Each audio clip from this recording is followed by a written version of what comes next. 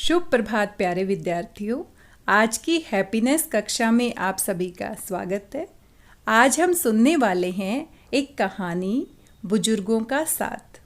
आइए सुनते हैं हमारी कहानी, बुजुर्गों का साथ। दादी जिद कर रही थी कि उसकी चारपाई बालकनी में डाल दी जाए।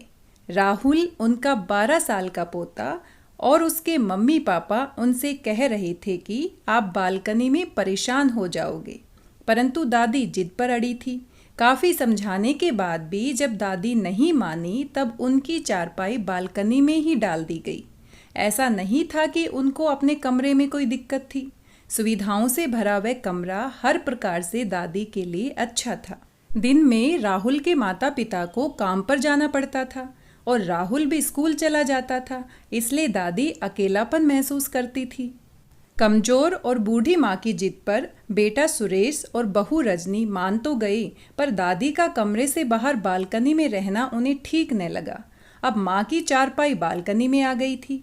सारा दिन दादी बाहर आने जाने वालों को देखती रहती, पार्क में खेलते बच्चों की शरारतें देखती रहती, कभी कभी बच्चों से और आने जाने वालों से बातें भी करती।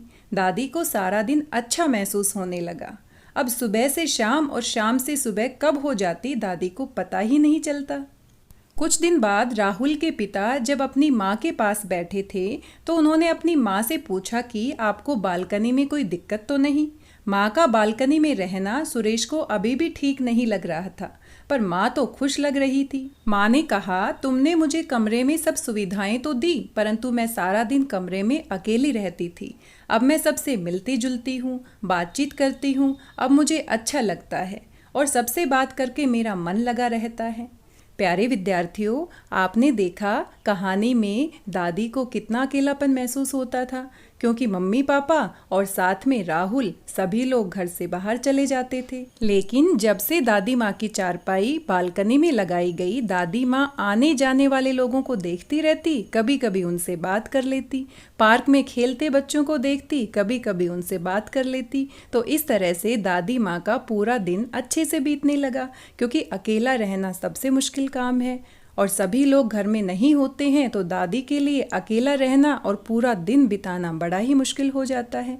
अब प्यारे विद्यार्थियों, कहानी को सुनने के बाद आपसे कुछ सवाल हैं। इनके बारे में सोचिए और मुझे बताइए, आप राहुल के स्थान पर होते तो क्या करते और क्यों करते? क्या आपके परिवार में घर के बुजुर्ग भी आपके साथ रहते हैं? यदि हाँ, तो आप उनके साथ समय किस प्रकार बिताते हैं? यदि नहीं, तो आप उनके साथ किस तरह से जुड़े हुए हैं?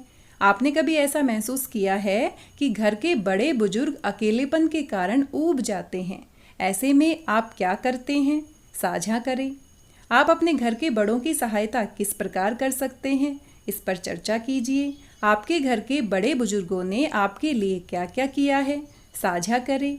आप उनके प्रति कृतज्ञता कैसे व्यक्त करते हैं? इन सभी सवालों के बारे में सोचिए और सोचने के बाद अपने जवाब आप मुझे मैसेज करके बताइए।